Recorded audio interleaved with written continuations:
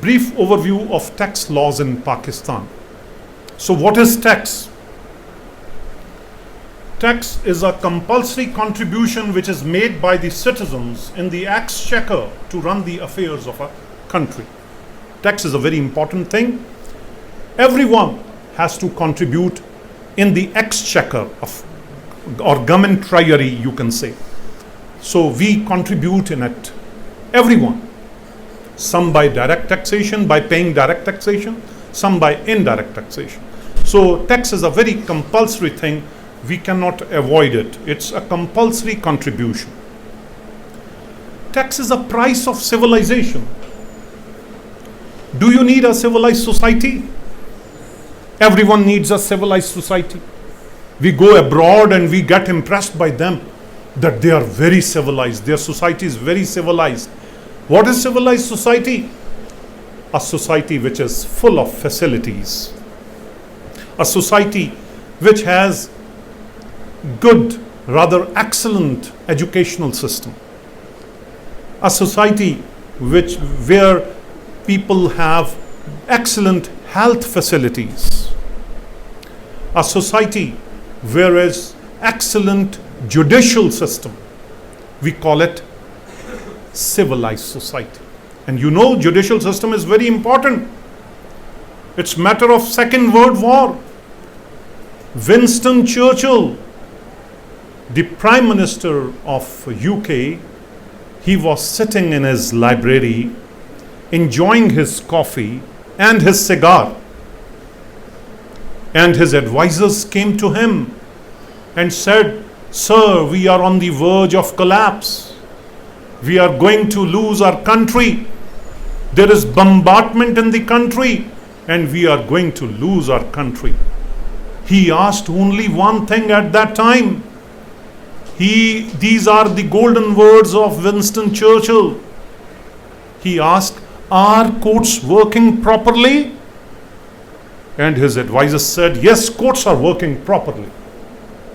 And he took a sigh of relief, puff off his cigar, sip of his coffee, and said, "Then there is nothing to worry about. If courts are working properly, then there is nothing to worry about." किसी मुल्क की तरक्की देखनी है तो judicial system strong होना चाहिए. अब मैं आगे कुछ मजीद कमेंट नहीं करना चाहता.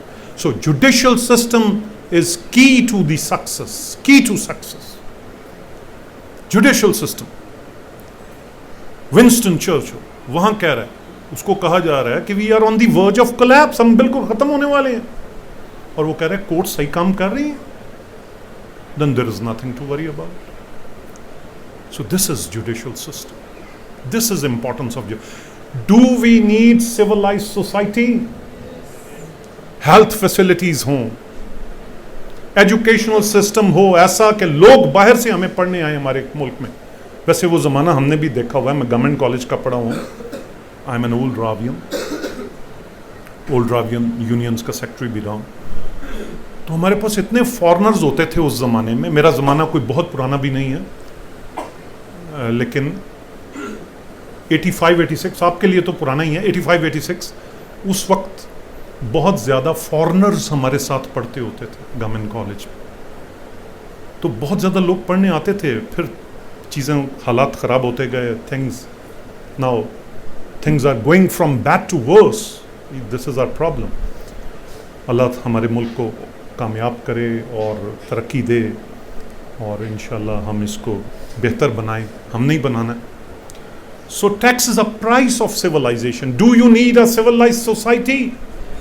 If you need a civilized society, you will have to pay the price. What is the price? Tax.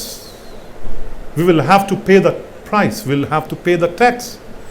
Because when exchequer is full, when kitty is full, kitty पैसों की थैली को कहते हैं, informal word बोल रहा हूँ. When kitty is full, when exchequer is full, when treasury is full, then these facilities can be given. Who will pay salaries to government employees? It's your taxes. Health facilities, buy your taxes. Good educational system, buy your taxes. So tax is a price of civilization. If we need a civilized society, we will have to pay the tax. Kinds of taxes. There are two kinds of taxes: direct taxation and indirect taxation. What is direct taxation? You have to show your income on your own. You file a return of total income. There is a form which is called return of total income. Every year FBR issues a return form, and and certain taxpayers, they have to file that return. And when your income is more than maximum non-taxable limit, you have to file your return voluntarily. Suo moto. Suo moto. So you'll have to furnish your return on your own. So when you pay tax on your declared income, it is called direct taxation. You pay that amount through a bank challan, and you pay that tax. And it's a very good taxation. The more you earn, the more you have to pay the tax. The more you earn, the more you have to pay the tax. That is direct taxation. Very justified. That if a person is very rich, if a person is tycoon, he has to pay much amount of tax. And if a person is pauper, P-A-U-P-E-R, pauper, very poor person, he's not obliged to pay any tax because his income is not taxable. His income is not taxable. So he has to pay nothing. Rather, tax is being collected for him. He has to pay nothing. So this is direct taxation, very justified taxation. The more you earn, the more you have to pay the tax. And if your earning is not taxable, you are not answerable, you are not obliged to pay any tax. Are you listening to me? Your English should be very good. Your communication skills should be very good. You should develop your communication skills. There are 4 communication skills: speaking skills, listening skills, writing skills, reading skills. So you should learn these skills. If a person is speaking, now he is taking examination of your listening skills. You should be very vigilant. You should listen to your speaker. So sit properly so that you may listen. And if you get bored, I can crack some joke as well, or some quotable quote as well, so that you may not get bored. तो जब bore हो जाए मुझे बता दीजिएगा, मेरे पास सारे items हैं.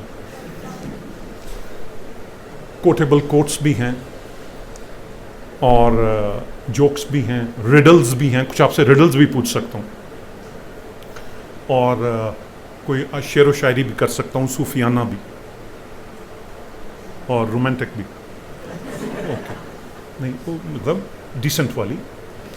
ओके, सो इनडायरेक्ट टैक्सेशन. Indirect taxation क्या है?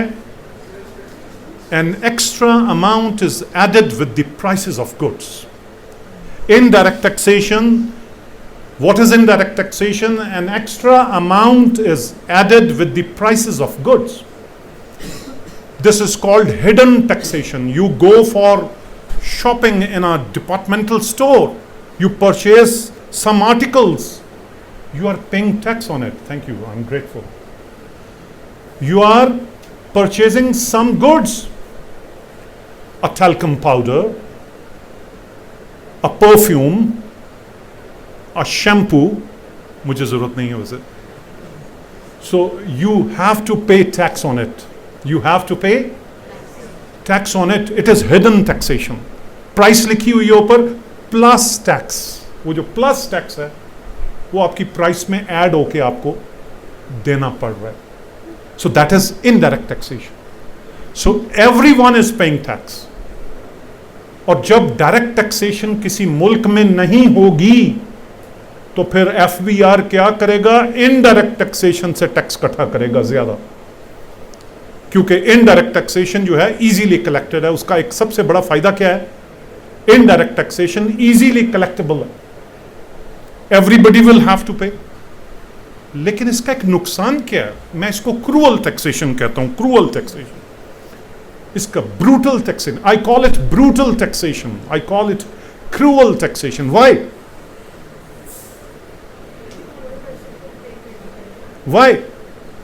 प्लीज बेटा. वाह वाह वाह. What's your name? सादिया ने बड़ा अच्छा आंसर किया. वेल डन बेटे. Everyone has to pay the tax irrespective of quantum of income. If you are a tycoon, you will have to pay the same amount of tax. If you are a pauper, you will have to pay the same amount of a tax. If your income is not taxable, even then you will have to pay the same amount of tax on that article.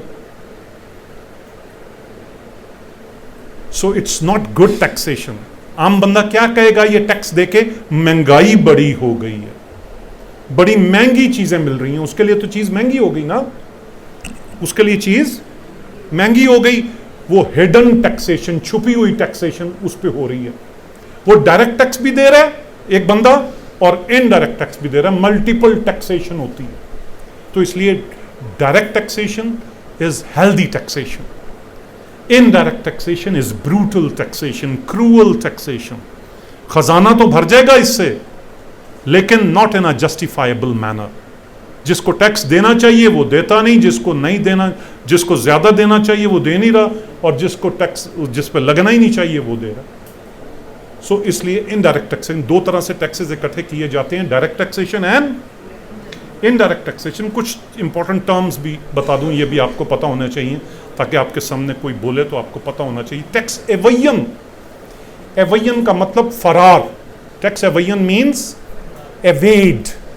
Evade is verb, evasion is noun. Tax evasion, tax का फरार. Tax evader, tax चोर. EVADER. Tax evasion. What is tax evasion? To escape the liability of tax in an illegal manner.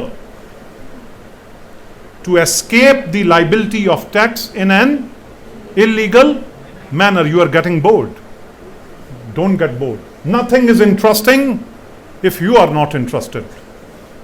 Nothing is interesting if you are not interested. So you have to be interested. These are bar vocational courses. We must attend it. We must improve our knowledge. We must listen to our speakers. And speaking comes through listening.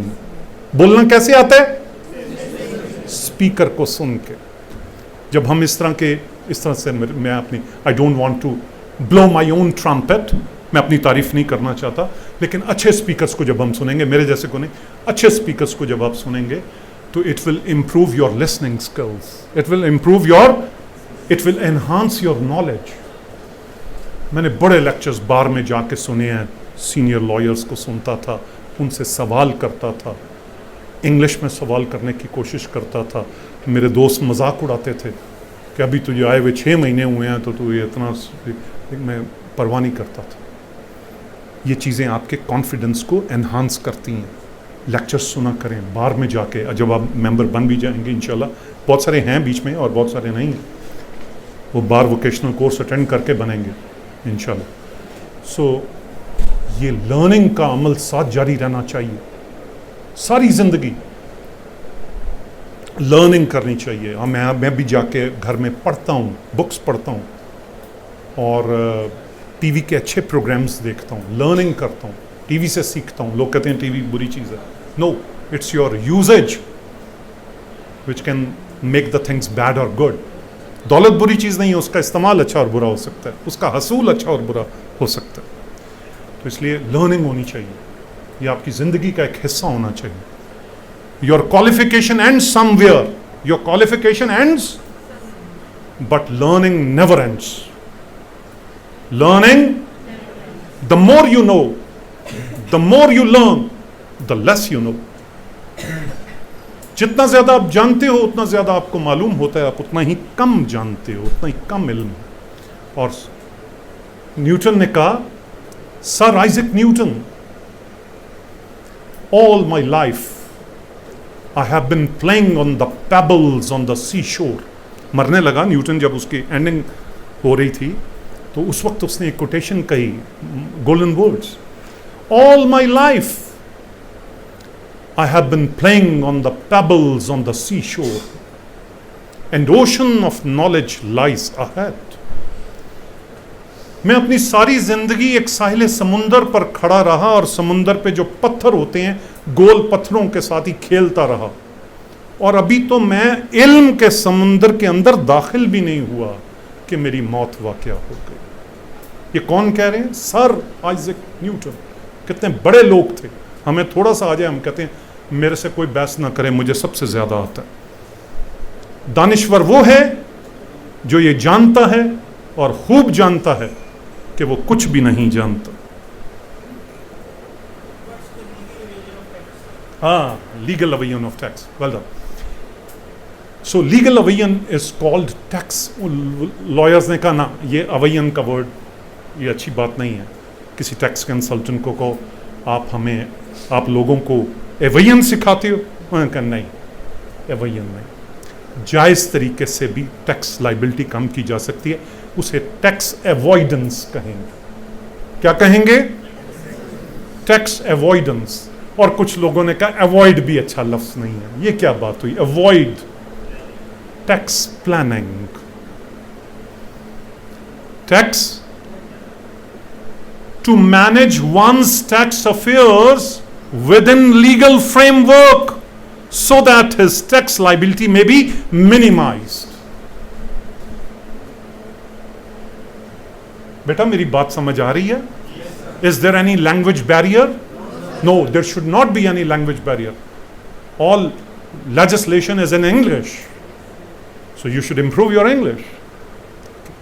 It's not our native language, but English has become lingua franca of the world, language of communication. So we'll have to learn it, and we'll have to inculcate a habit of speaking English and listening.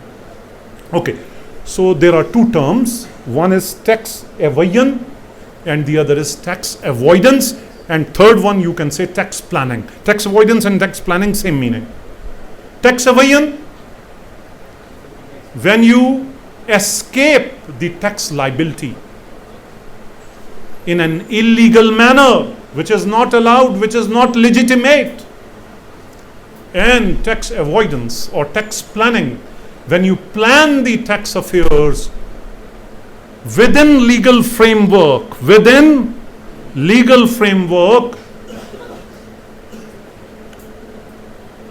in order to minimize your tax burden. I can see my students. In order to minimize my tax burden.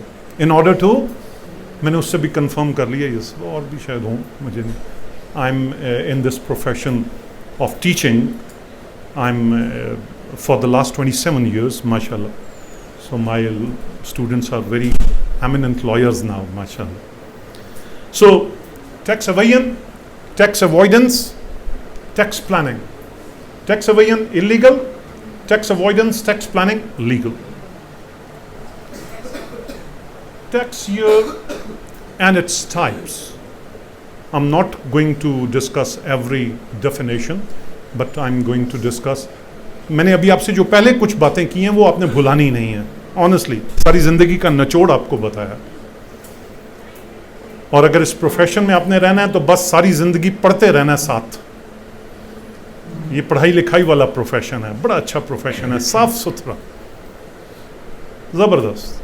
तो इसलिए अपने साथ पढ़ाई लिखाई साथ होनी चाहिए. Loss change होते रहते हैं, नई अमेंडमेंट्स आ जाती हैं. वैसे भी एक lawyer should be all rounder. He should be a very knowledgeable person.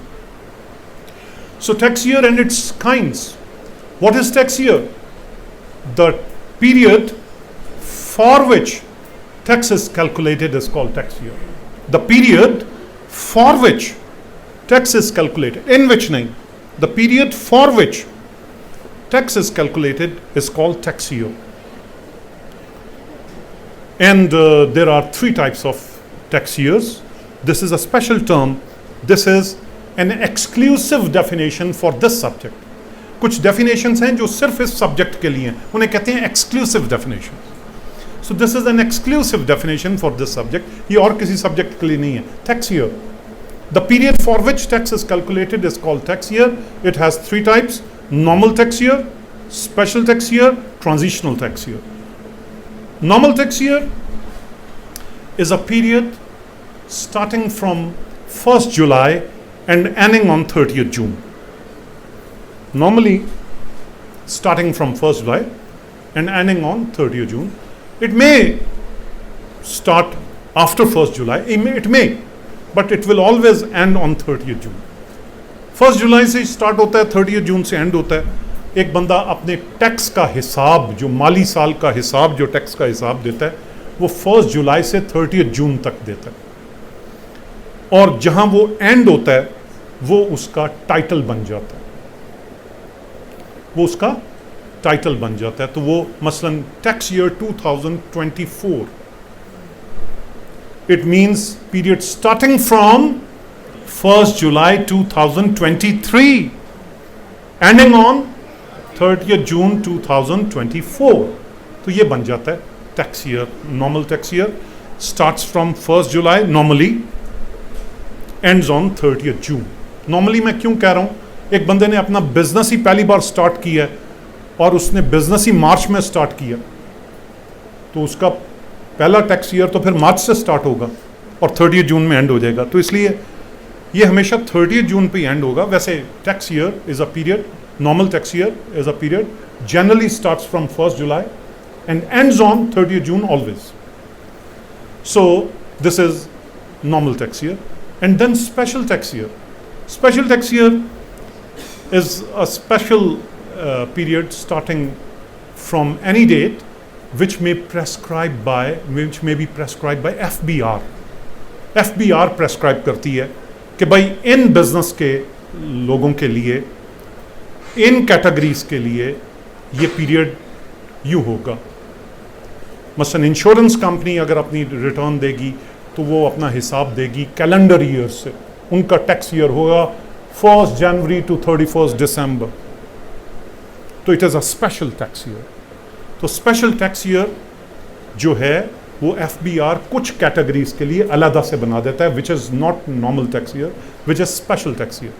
और FBR भी कह सकता है और बाजू का टैक्स पेयर खुद भी रिक्वेस्ट कर सकता है जाके FBR को, उसको कमिश्नर इनलैंड रेवेन्यू को रिक्वेस्ट कर सकता है कि I want to opt special tax year, I want to opt special tax year in lieu of normal tax year. तो जब स्पेशल टैक्स ईयर से नॉर्मल टैक्स ईयर में बंदा शिफ्ट होगा, या नॉर्मल टैक्स ईयर से स्पेशल टैक्स ईयर में जब बंदा शिफ्ट होगा, अपने चेंज करेगा नॉर्मल टैक्स ईयर को या स्पेशल टैक्स ईयर, तो उसको एक गैप बर्दाश्त करना पड़ेगा, एक गैप उसको फेस करना पड़ेगा. If a person was filing his return under normal tax year and he requested FBR or Commissioner Inland Revenue to change his normal tax year to special tax year, and they approved, they agreed, they allowed him. So he will have to face a gap. That gap is transitional tax year. वो gap एक बार आएगा बीच में, क्योंकि वो पहले तो 1st जनवरी से वो 1st जुलाई से 30th जून तक कर रहा था, अगले साल के 30th जून तक अपनी रिटर्न फाइल कर रहा था. अब उसको नए टैक्स ईयर के मुताबिक रिटर्न फाइल करना पड़ी, तो बीच में गैप आ गया. 30th जून तक उसने रिटर्न फाइल करना थी, अब वो कर चुका हुआ था पिछले साल. अब इस साल वो चाह रहा है कि 1st जनवरी से अपनी रिटर्न फाइल करे. तो 1st जनवरी से 31st दिसंबर तक जब वो रिटर्न फाइल करेगा, दरमियान वाले पीरियड का क्या बनेगा, तो वो उसके लिए एक स्पेसिफिक अलग से रिटर्न फाइल करेगा in order to bridge up that gap. In order to bridge up, that is called transitional. Transitional कहते हैं रास्ते का. ट्रांजिट वीज़ा आपने सुना होगा, रास्ते का वीज़ा। इंग्लैंड जाना है, रास्ते में आपको अमेरिका जाना है, रास्ते में आपको इंग्लैंड का ट्रांजिट वीज़ा मिल गया कि अब आप एयरपोर्ट पे रहेंगे, रास्ते का वीज़ा, ट्रांजिट वीज़ा। तो ट्रांजिशनल, रास्ते का ट्रांजिशनल टैक्स ईयर, तो ये ट्रांजिशनल टैक्स ईयर होगा। तो there are 3 types of tax year, normal tax year, special tax year, transitional tax year. Tax के स्टूडेंट को टैक्स ईयर का ज़रूर पता होना चाहिए, क्योंकि टैक्स ईयर होगा तो आप हर केस को डिस्कस करेंगे कि कौन से टैक्स ईयर की बात कर रहे हैं। और सेल्स टैक्स में उसके लिए वर्ड है टैक्स पीरियड। क्या वर्ड है? Tax period. उसके बाद जनाब हेड्स ऑफ इनकम है। A person can earn his income from these heads. These are different heads of income. A person can earn his income by these heads. Income from salary, तनख्वाहदार होगा, तो master and servant relationship. Salary में क्या है? There is master and servant relationship. Employer and employee, ये double E का ही नहीं लोगों को पता लगता, इंग्लिश कमज़ोर होती है। मैं उठे एम्प्लॉयर हाँ, वाह भाई वाह, क्या बात है। पेट्रोल पंप का मालिक एम्प्लॉयर, वो पेट्रोल डालता है वहाँ, एम्प्लॉय। तो डबल ई जब लग, तो हमारे लॉ के बहुत सारे वर्ड्स हैं, बेलर, बेली, लेसर, लेसी। तो इस तरह से बहुत सारे, ऑफरर, ऑफरी, तो लाइसेंस और लाइसेंस। तो ये डबल ई और ई आर का चक्कर है।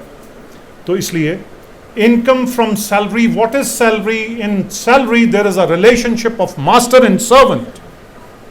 In salary there is relationship of employer and employee. और ये नौकरी की मैं बात कर रहा हूँ, और नौकरी गुलामी है। नौकरी क्या है? Because in job there are 2 rules. गौर से सुनो, वकालत ना छोड़ के कभी जाना, गौर से सुनो। दोस्त कहते हैं ना, वो तू वकालत कर रहे हैं, तेरा सीनियर कितने पैसे दे देंगे? वो मैं तो बैंक में लगा हूँ, 60,000 रुपये मिल रहा। वो छड़ तू की कर रहे हैं, तुम क्या कर रही हो? उधर चली गई हो, वो अब किताबें ही बस पढ़ती रहती है। तो अगर आप जॉब करेंगे तो you will be a short term gainer and long term loser. मैं बड़ी इंपॉर्टेंट बातें बता रहा हूं, पता नहीं आप सुन रहे हैं या नहीं। आपका घड़ी की तरफ ध्यान तो नहीं है, कदों है जाए तो कदों से इंजॉय करिए। All visitors bring happiness. All visitors, मैं विजिटर्स, ये कोटेशन विजिटर्स की है, तमाम मेहमान हैप्पीनेस लाते हैं। मैं इसको कर रहा हूं all teachers, all lecturers, change कर रहा हूं। All lecturers, all teachers bring happiness, some by coming and some by going. So I'll bring happiness by going.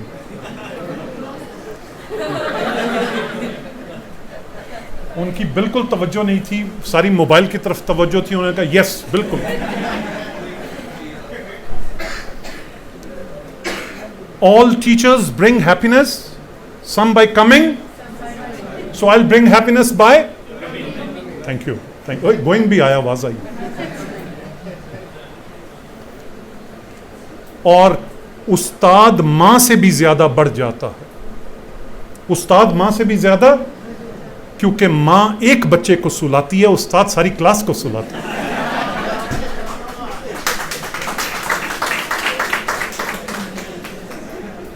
ये मैंने आपको जगाने के लिए 2 छोटे छोटे,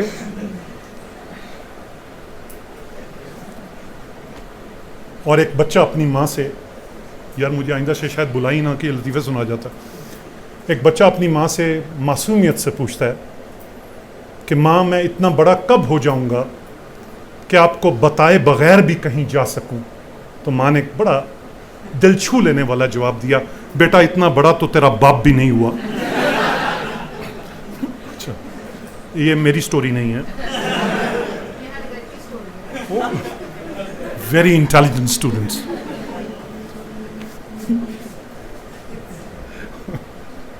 अच्छा जी, income from salary. This is the first head. There you can earn your income by any of these heads, or more than one heads. You can earn this. लेकिन इन 5 हेड से बाहर नहीं. Income from salary. What is salary? Servant, master and servant relationship of employer and employee. और कभी job ना करना, ये मैं मशवरा दे रहा हूँ, क्योंकि जॉब में एक रूल याद रखें. In job there are 2 rules. Rule number 1, your boss is always right. Your boss is always right. And rule number 2, if the boss is wrong, see rule number 1.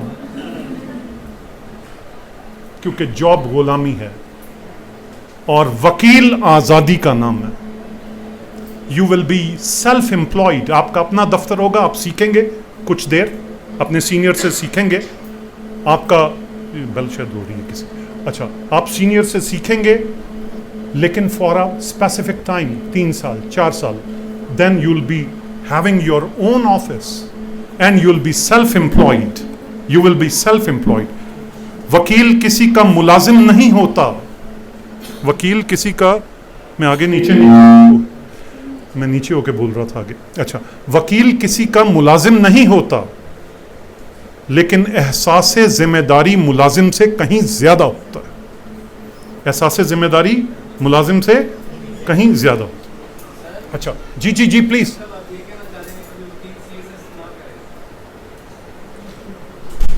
हाय हाय. चलो, बहरहाल मैंने तो देखें, हमारे सामने एग्जाम्पल है, ग्रेट एतजाज हसन, उनके लिए क्लैप कर दे. मैं किसी पार्टी से नहीं बिलोंग करता, मैं वैसे एक उनका नाम ले रहा हूँ, हमारे लिए वो एग्जाम्पल बन गए. सीएसएस में टॉप किया बंदे ने, और वकालत की, और वकालत में कितनी इज्जत कमाई. सीएसएस में जॉब की होती, रिटायर भी हो चुके होते, और वकालत के शोबे में आज कौन वकील है जो उनको नहीं जानता. सुप्रीम कोर्ट बार के भी हमारे वो सदर रहे, कितना नाम कमाया उन्होंने, बैरिस्टर एतजाज हसन. तो इसलिए वकालत की जो फील्ड है ना, ये सीएसएस से कहीं आगे है, समझने की बात है. इसमें कुछ प्रॉब्लम है, मैं मानता हूं इस बात को. एक न्यू एंट्रेंट के लिए बहुत ही मसाइल हैं, बहुत ही मसाइल हैं. अब एक न्यू एंट्रेंट है, उसको पे ही नहीं अच्छा किया जाता, बहुत मसाइल हैं. अब मेरा बेटा, उसने चार्टर्ड अकाउंटेंसी की है, इंशाल्लाह मैंने उसको लॉबी करवाना है. मैंने उसको कहा सर लॉबी करो. माशाल्लाह चार्टर्ड अकाउंटेंट्स, हर चार्टर्ड अकाउंटेंट को आर्टिकल्स के दौरान मैंडेटरी है आई कैप की तरफ से कि उसको इतना स्टाइपेंड मिलेगा, बड़ा रीजनेबल. मुझे अब नहीं पता, कोई 25,000 से स्टार्ट होता है और 75,000 तक जाता है जब आर्टिकल्स एंड में, यानी 3-4 साल उसको 75,000 रुपए तक की पेमेंट मिलती है, स्टार्टिंग फ्रॉम 19,000, और 75,000 तक पेमेंट मिलती है. अभी वो यानी आर्टिकल्स कर रहा होता है, यानी ये उसकी अप्रेंटिसशिप जैसे हमारी होती है ना, ये वो कहलाती है. और आर्टिकल्स के बाद उसको ऐसी जॉब्स ऑफर होती हैं, वो जहाँ से आर्टिकल्स कर रहा होता है वही उसको इतने लाखों में पे कर देते हैं. और अगर वो मुल्क से बाहर चला जाए तो sky is the limit, sky is the limit.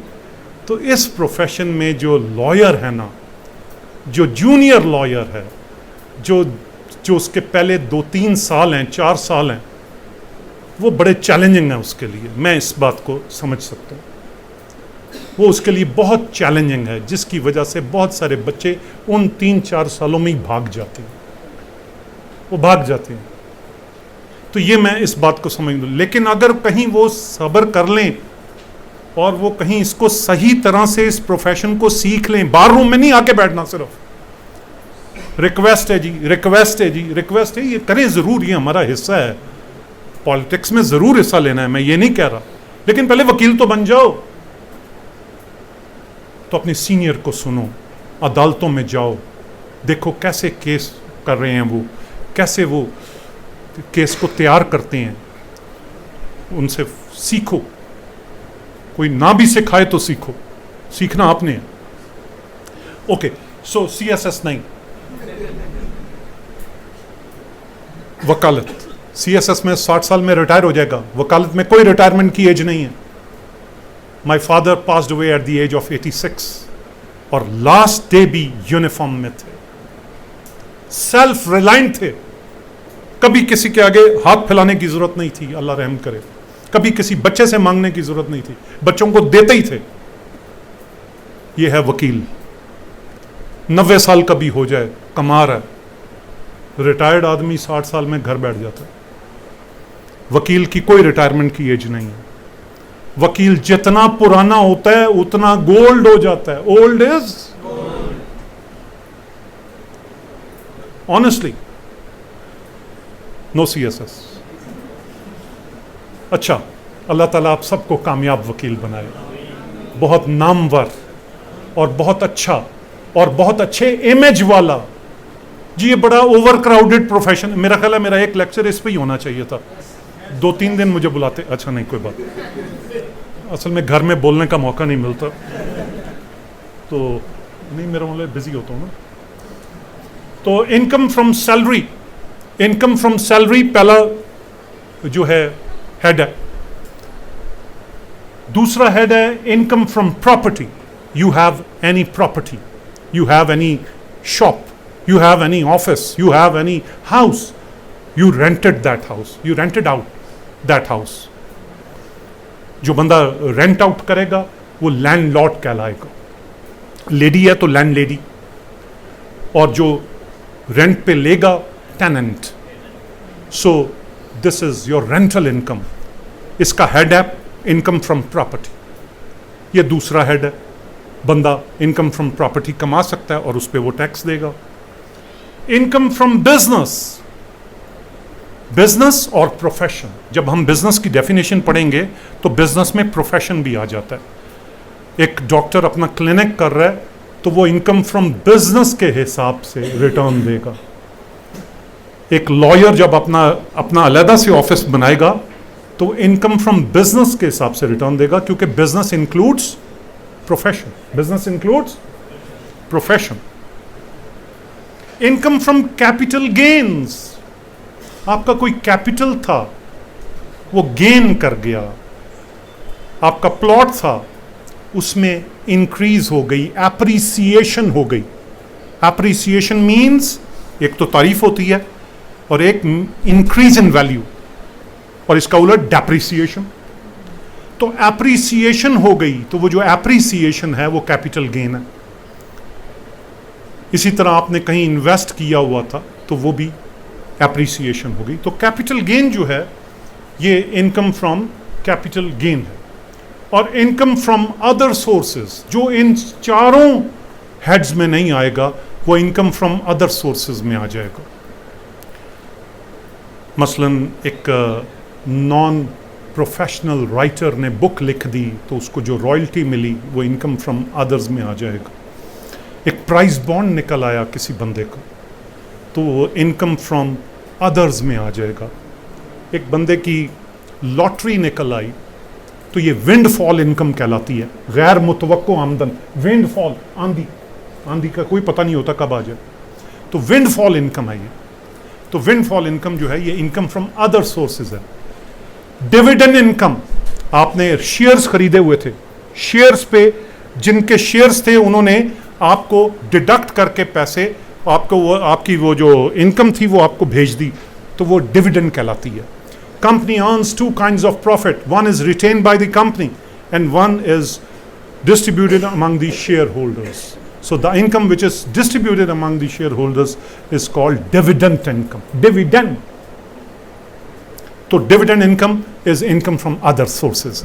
ये मैं आपको एग्जांपल्स दे रहा हूं। तो एक बंदा एक से ज्यादा सोर्सेज से इनकम कमा सकता है, ठीक है। ये हेड्स ऑफ इनकम है। इनकम टैक्स में 5 हेड्स ऑफ इनकम है।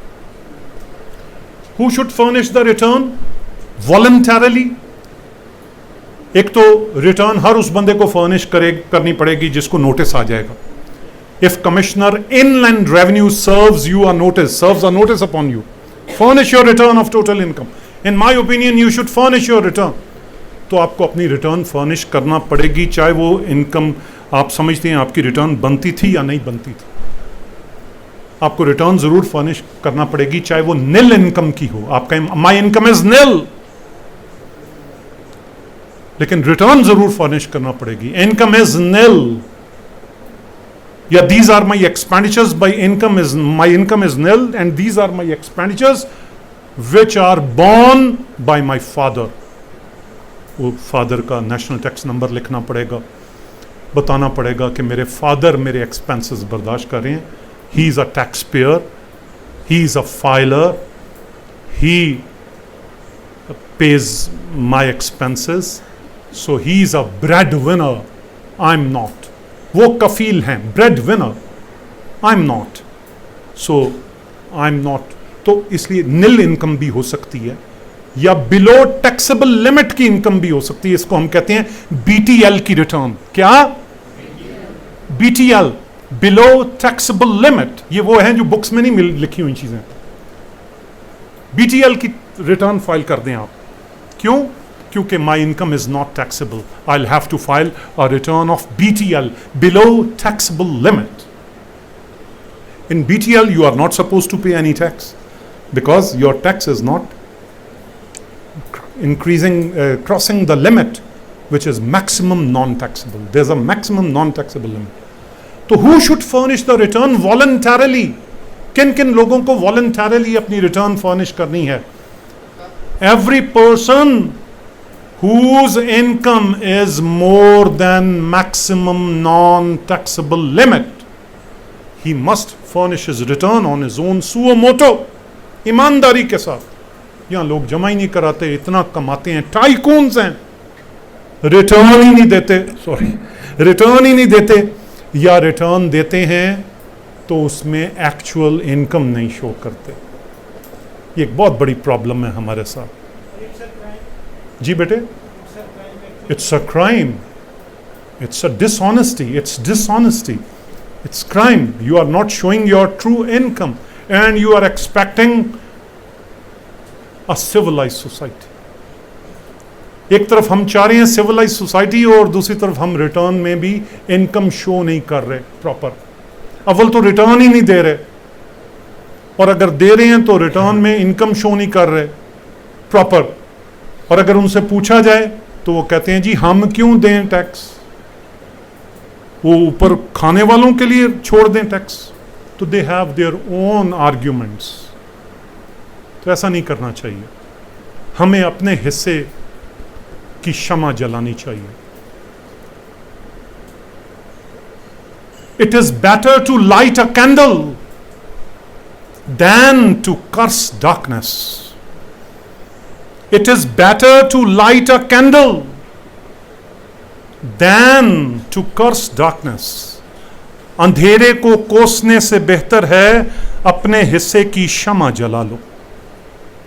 अंधेरे को कोसने से बेहतर है अपने हिस्से की क्षमा जला लो। सुन लें अभी तकरीरें लोगों से, इस मुल्क में ये भी प्रॉब्लम है, ये भी प्रॉब्लम है, ये भी प्रॉब्लम है, और वो खुद उस प्रॉब्लम का हिस्सा होगा, वो खुद भी उसमें मुब्तला होगा, खुद ट्रैफिक रूल्स की पाबंदी नहीं करेगा, खुद गाड़ी चलाते वक्त सीट बेल्ट नहीं पहनेगा, खुद लाइट का जंप करेगा ट्रैफिक सिग्नल को, और कहेगा ये काम ठीक नहीं हो सकता, ये काम नहीं ठीक हो सकता, ये काम ठीक नहीं हो सकता। First practice then preach, first practice then preach. मेरा टीचिंग का भी यही अंदाज है। मैं अपने बच्चों को मॉरल लेक्चर्स ज़्यादा देता हूँ, पढ़ाता भी काम नहीं, पढ़ाता पूरा हूँ, कोर्स पूरा कराता हूँ, पास भी कराता हूँ, लेकिन मॉरल लेक्चर्स भी देता हूँ, क्योंकि हमें सबसे पहले अच्छा इंसान बनना है। अच्छा इंसान होगा तो अच्छा वकील भी बनेगा, अच्छा डॉक्टर भी बनेगा, अच्छा इंजीनियर भी बनेगा। पहले अच्छा इंसान बनना चाहिए साथ। तो ये मॉरल वैल्यूज़ ये भी होनी चाहिए। तो इसलिए every person whose total income exceeds maximum non taxable limit, तो वो भी फर्निश करेगा रिटर्न। एवरी कंपनी, अगर कंपनी होगी उसकी कोई टैक्सेबल लिमिट नहीं, कंपनी का पहला रुपया भी टैक्सेबल है, वो अपनी रिटर्न फर्निश करेगा। कंपनी भी प्रॉफिट ऑर्गेनाइजेशन है, अगर कोई नॉन प्रॉफिट ऑर्गेनाइजेशन है जिसका ये कहना है कि मैं नॉन प्रॉफिट ऑर्गेनाइजेशन हूँ, मेरा काम कमाना नहीं है इनकम, मैं तो पब्लिक वेलफेयर के लिए हूँ, तो उसको अपनी रिटर्न ज़रूर फर्निश करनी है in order to ensure transparency, ताकि उसका देखा जा सके सारे मामला। Every person whose income is subject to final taxation. एक होती है फाइनल टैक्सेशन, यानी टैक्स पहले ही कट चुका होता है, तो वो फाइनल टैक्सेशन कहलाती है। तो वो भी उसको अपनी रिटर्न फर्निश करनी है। पाकिस्तान का एक बहुत बड़ा प्रॉब्लम है, ये मैं अब पूरा नहीं पढ़ाऊँगा, ये पूरा पढ़ाऊँगा तो आप कहेंगे ये किस मुल्क का कानून पढ़ा रहे हैं। जिसके पास 10 मरले का घर है उसको भी रिटर्न फर्निश करनी है, जिसके पास मोबाइल फ़ोन है उसको भी रिटर्न फर्निश करनी है, जिसके पास गाड़ी है 1000 सीसी की उसको भी रिटर्न फर्निश करनी है। तो क्यों नहीं करते furnish? This is the problem with Pakistan. We have very strict laws but we do not have strict, we have very strict but we do not have very strict, and laws are only laws if obeyed. कानून तभी कानून है अगर उसको माना जाए, ओबे किया जाए, उस पे इम्प्लीमेंटेशन हो। इम्प्लीमेंटेशन नहीं होनी तो कानून किस काम का? It's a decoration piece. In Pakistan we don't have implementation, we have very strict laws but no implementation. What is the problem with our legal system? We have very strict laws, but we don't have strict implementation. What is the problem with legal system of Pakistan? We have a corrupt ruling elite. We have a corrupt ruling elite. Ruling elite. हाय हाय हाय। वो ruling elite को बाद में देखेंगे, पहले legislation पे आ जाएं कि we have strict laws, but we don't have strict implementation. और करप्शन जो है वो हम सिर्फ एक ही सेगमेंट की तरफ देखते हैं, बस वही करप्ट हैं, और भी हैं। तो बहरहाल, लेकिन हैं, ये वाकई आपकी बात ठीक है। कायदे आज़म के बाद हमें बहुत कम लोग मिले, मैं ये नहीं कहूँगा कोई भी नहीं मिला, लेकिन बहुत कम लोग मिले हैं जिनको हम फ़ख्र के साथ कह सकें कि ये हमारे सियासत में हैं। लेकिन हमारी भी ये प्रॉब्लम्स हैं, हमारे भी बाइसेस हैं, हमने उसी को वोट देना है। क्यों? हम अब्बा जी उसी को देते हैं वो, हम अपना यूज़ नहीं करते कॉन्शियंस और अपना दिमाग। मैं यहाँ कोई सियासी तकरीरों के लिए नहीं आया, लेकिन your vote matters. Bad politicians are chosen by those good citizens who do not vote. सबसे पहले तो हम वोट ही नहीं देते, घर में बैठ जाते हैं इलेक्शन में, क्या छुट्टी आ गई है, क्या करना है वोट दे के। हम वोट देंगे तो अच्छे लोग आएंगे ना। तो बहरहाल ये जनाब हो गया असेसमेंट प्रोसीजर। ये क्या होता है? असेसमेंट प्रोसीजर ये होता है, असेसमेंट का मतलब होता है अंदाज़ा लगाना। असेसमेंट प्रोसीजर होता है आप रिटर्न फाइल करते हैं, और रिटर्न फाइल करने के बाद आप कहते हैं ये मेरी आमदन है और ये मेरा उसके ऊपर टैक्स बनता है, और ये मेरे एसेट्स हैं और ये मेरी इनकम है। एसेट्स भी साथ दिए जाते हैं, वो वेल्थ स्टेटमेंट कहलाती है। तो हर साल आपको अपनी रिटर्न देनी होती है। वो रिटर्न आप देते हैं तो वहाँ से आपकी असेसमेंट शुरू हो जाती है। आपकी रिटर्न जैसे ही आप देते हैं, ये सेल्फ असेसमेंट है, वो ऐसे ही समझा जाता है कि आपने रिटर्न दी। अगर वो रिटर्न ड्यू रिटर्न थी, बिल्कुल ठीक थी, तो वो ऐसे ही समझा जाएगा जैसे वो रिटर्न कमिश्नर इनलैंड रेवेन्यू ने असेस की है, और आपको उसका ऑर्डर मिल जाता है, वो असेसमेंट ऑर्डर बन जाता है। The moment a person furnishes his return of total income, it becomes assessment order then and there. Then and, कितना बड़ा एतमाद है अवाम पे, कितना बड़ा एतमाद है अवाम पे। आपने रिटर्न फर्निश की, वो रिटर्न एज इट इज कबूल हो गई, अगर वो ठीक थी, अगर उसमें कोई डिस्क्रिपेंसी नहीं थी, अगर उसमें कोई कमी नहीं थी, तो वो रिटर्न एज इट इज। अगर वो ड्यूली फाइल्ड थी, अगर वो ड्यूली रिटर्न के साथ आपने वेल्थ स्टेटमेंट ही नहीं दी, अब तो वो ड्यूली फाइल्ड नहीं है, अब तो आपको शॉर्ट डॉक्यूमेंट नोटिस आएगा कि जनाब आपकी रिटर्न में डेफिशिएंसी है। क्या है?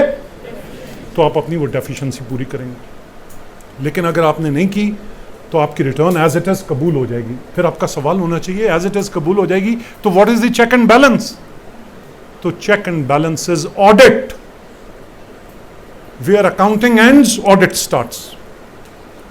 कुछ लोगों का ऑडिट किया जाएगा, कुछ रिटर्न्स का ऑडिट किया जाएगा।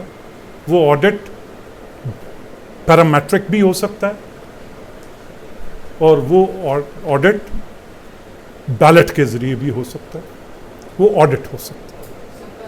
तो सबका नहीं, सब रिटर्नों का नहीं, कुछ का। थ्रेट है ना, एक थ्रेट है। ये चेक एंड बैलेंस है, इंसान की ह्यूमन नेचर है, ये human nature. Check and balance, अच्छे काम करो, जन्नतें तुम्हारा इंतजार कर रही हैं।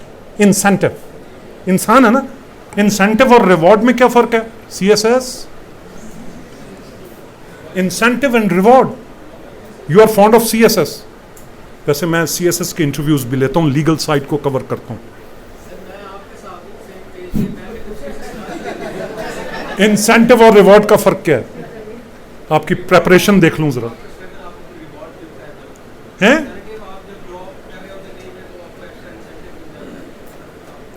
What is the difference between incentive and reward? Open for the house. आज पता लगेगा मुझे।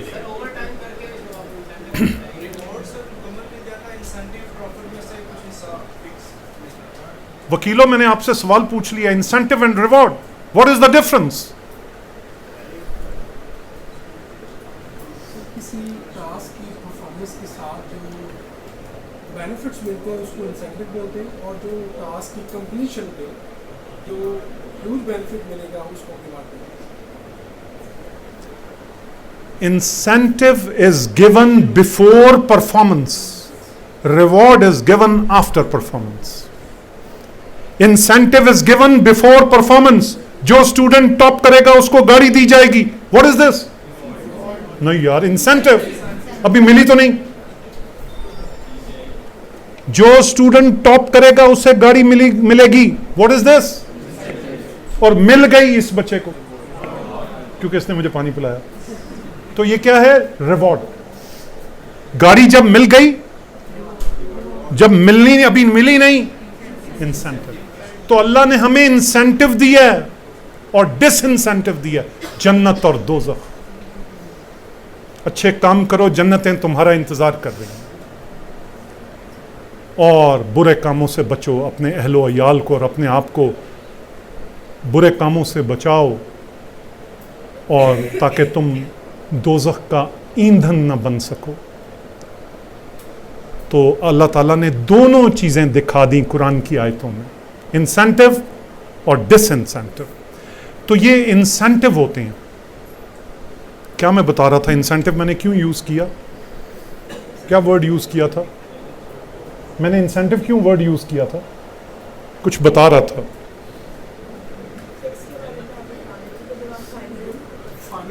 Yes yes yes yes, thank you thank you. जब आप रिटर्न फाइल करते हैं तो एक डिसइंसेंटिव भी तो होना चाहिए कि अगर मैंने गलत रिटर्न फाइल की तो आई विल बी, इडियम सीखें, I will be brought to the book. Punished की जगह to bring to book. English की क्लास भी है ये। पनिश की जगह to bring to the book. So you will be brought to the book. If you do anything wrong, you will be brought to the book. You will be punished. You will be punished. तो इसलिए एक human nature है, return ठीक भरो। ना ठीक भरी, audit भी हो सकता है। ऑडिट में मेरा नाम आ गया तो सारी डिटेल्स देनी पड़ेंगी।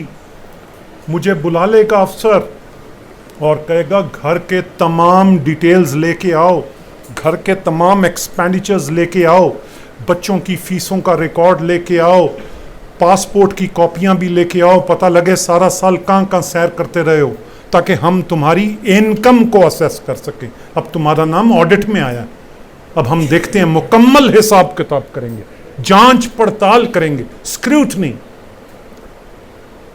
मेरी बात समझ आ रही? थोड़ा सा टेक्स्ट जो है ना थोड़ा सा ड्राई है, लेकिन ये ज़रूरी, तो इसलिए ये this is called assessment procedure. Assessment procedure tax का क्या है, आप रिटर्न फाइल कर देते हैं, रिटर्न फाइल करने के बाद आपकी रिटर्न जो है वो चेक की जा सकती है, आपकी रिटर्न चेक की जा सकती है बाय ऑडिट, ऑडिट किया जा सकता है, और अगर आपकी कोई इंफॉर्मेशन आ जाए टैक्स डिपार्टमेंट के पास तो आपकी रिटर्न को अमेंड भी किया जा सकता है, नोटिस देके कि जनाब आपने रिटर्न फाइल की थी, आप कहते हैं मेरा एक सोर्स ऑफ इनकम है, हमें पता लगा है आपकी एक दुकान भी है, प्रॉपर्टी इनकम जो आपने किराए पर दी हुई है, और वो दुकान जो है उसकी आपने आमदन शो नहीं की, टेनेंट का रिकॉर्ड हमारे पास आ गया है कि मैं इनको किराया दे रहा हूं, लैंडलॉर्ड कहता है मैं कोई किराया वसूल नहीं कर रहा। मेरे 2 और स्टूडेंट्स मुझे नजर आ गए, 3 और, लेकिन मेरा लेक्चर नहीं सुना, वेरी बैड। ओके कोई बात नहीं, अब मार्क्स दे चुका हूं आपको, क्या क्या फ़ायदा हो। अच्छा ये बड़े अच्छे बच्चे हैं जी, ये भी UMT में मेरी स्टूडेंट थी और बहुत अच्छी स्टूडेंट, ये भी दोनों। बेटा जब ऑडिट हो जाए ना तो अब आप एक खुली किताब हैं, अब वो आपको जो मर्जी मंगा ले आपसे, वो आपकी अब असेसमेंट करने के लिए, असेसमेंट तखमीना ना, उसने तो तखमीना लगाना है कि आप झूठ बोल रहे हैं सच, अब वो आपकी डिटेल मांगेगा, क्योंकि पहले वो नहीं मांग रहा था, आपने रिटर्न फाइल की, उसने एक्सेप्ट कर ली एज इट इज। तो रिटर्न जो है, असेसमेंट प्रोसीजर जो है वो क्या है, वो असेसमेंट प्रोसीजर है return of income as assessment. Section 120 कहता है आपने रिटर्न फाइल की, वो एज इट इज एक्सेप्ट हो गई, वो आपकी असेसमेंट बन गई। और फिर best judgement assessment, if return is not furnished तो आपकी बेस्ट जजमेंट असेसमेंट हो सकती है, आपकी यकतरफा असेसमेंट हो सकती है, आपके पिछले रिकॉर्ड को देख के वो आपकी असेसमेंट कर सकता है, यकतरफा assessment, best judgement assessment, that is called best judgment assessment on the best judgment of the commissioner inland revenue. उसने आपके पिछले रिकॉर्ड से अंदाज़ा लगाया कि आपने इस बार रिटर्न फर्निश नहीं की, उसके पास आपका 20 साला रिकॉर्ड पड़ा है, उसने उस 20 साला रिकॉर्ड की बुनियाद पर इस बार आपकी रिटर्न जो है उसको, आपकी इनकम को बना दिया और आपको एक नोटिस सर्व कर दिया कि you have been assessed on the basis of best judgement, on the basis of judgement. इसी तरह अमेंडेड असेसमेंट, सेक्शन 122 आपकी असेसमेंट को अमेंड कर सकता है कमिश्नर, अगर उसके पास डेफिनेट इंफॉर्मेशन आ गई कि आपके पास कोई गलत आपने रिटर्न शो की है, तो आपकी अमेंडमेंट दोबारा हो सकती है। फिर जाहिर है उसके खिलाफ अपील हो सकती है, कमिश्नर के पास राइट है अपील का, he can file an appeal before commissioner inland revenue appeals. Appeal का एक अलग डिपार्टमेंट है, कमिश्नर इनलैंड रेवेन्यू अपील्स, और फिर ट्राइब्यूनल है, एपलेट ट्राइब्यूनल इनलैंड रेवेन्यू, वो अपील्स को डील करता है। और फिर इसी तरह असेसमेंट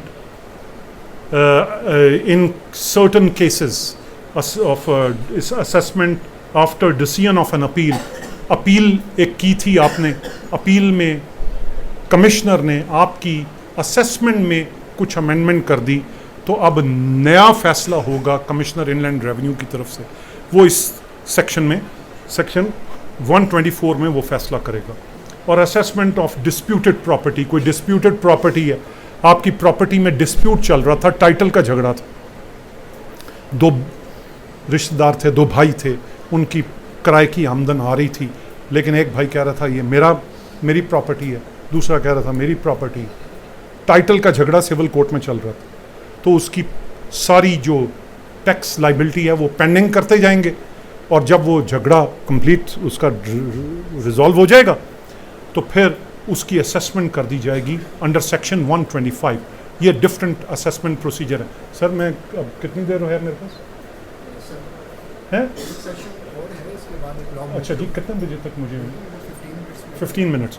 लो बच्चों, ये लंबा सिलसिला है, मैं तो आपको बहुत कुछ समझाने और सिखाने आया हूँ, बाकी तो ये एक लर्निंग जो है इट्स एन ऑनगोइंग प्रोसेस। तो आप कोई जनरल डिस्कशन, कोई इसके हवाले से कोई बात करना चाहें तो आप कर सकते हैं। कोई जनरल डिस्कशन, कोई जो भी ऊंची जरा please speak a bit loud. अच्छा ओके। जब टेक्स्ट का हमारा इतना ज़्यादा सीन हो रहा है, वी आर इतना स्ट्रिक्ट कर रही है टेक्स्ट को कि टेक्स्ट पे करो, तो जो हमारे सॉफ्टवेयर्स हैं उनको क्यों नहीं अपडेट किया जा रहा? अब एआई का ज़माना, हर चीज़ आप रेगुलेट कर सकते हो, तो क्यों नहीं की जा रही? वकीलों की आमदन खत्म करनी है, नहीं सर,